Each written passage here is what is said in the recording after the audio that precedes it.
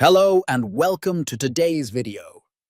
If you use the Skyscanner app to search for flights, hotels, or car rentals, you might want to clear your search history for privacy or simply to start fresh. In this tutorial, I'll guide you step by step on how to clear your app search history easily. First, open the Skyscanner app on your mobile device. Next, look at the bottom of the screen and tap on the profile icon. Then, from the Profile menu, tap on Your Details. After that, scroll down and tap on Account Management to access more settings related to your Skyscanner account. Now find and tap on the option labeled Clear App Search History.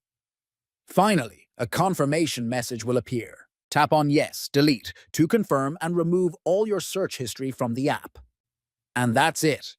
Your Skyscanner app search history is now cleared. If this video helped you, feel free to like, comment, and subscribe for more simple tech tutorials. See you next time.